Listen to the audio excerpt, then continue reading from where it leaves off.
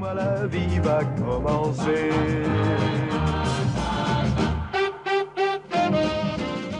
Il y a beaucoup de mots différents qui désignent la femme. Parmi ces mots, on peut penser à MILF, qui est de l'anglais pour Mom I'd like to fuck, ce qui est tragique. Il y a WEEP, qui est Women who are hot, intelligent and in their prime.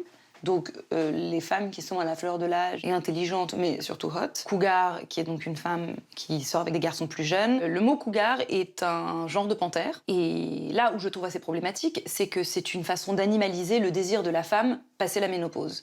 C'est-à-dire que c'est une femme qui est désirante mais qui ne peut pas se reproduire, et donc qui a quelque chose de presque de l'ordre de la déviance. On doit penser qu'on est des cougars, en fait. Vous n'êtes pas des cougars, plutôt des milfs. Je n'ai pas connu, moi, de cougar. J'ai connu des femmes qui, il se trouvait qu'elles plaisaient à quelqu'un de plus jeune et que cette personne plus jeune leur plaisait. Mais jamais ces femmes n'ont parlé d'elles en disant cougar. C'est les autres qui disaient ça.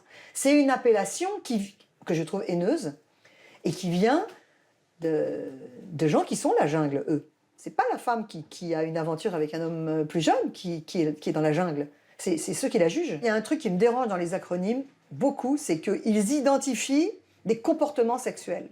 Comme si nous étions réductibles à des comportements sexuels.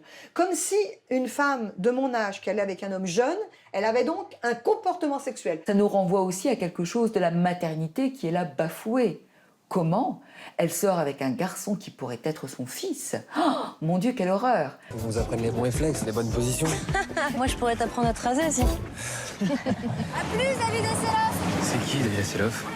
Sans doute qu'une femme comme Brigitte Macron est jugée comme dangereuse, puisque qu'est-ce qu'elle a fait pour réussir à attirer ce jeune homme innocent? Les différences d'âge a choqué, je pense, parce que c'était exactement au même moment où Trump est arrivé au pouvoir, il y avait la même différence d'âge qu'avec Melania, à l'inverse, et ça n'a choqué personne. Et je pense que les deux se sont en miroir, on a compris tout le problème qu'il y avait aujourd'hui avec la fonction même de la première dame, et que jusqu'à là, ça avait été une femme représentation et une femme faire valoir, et aujourd'hui, il avait une femme qui était son égale. Ce que j'ai trouvé intéressant, c'est tout ce que ça a donné à entendre.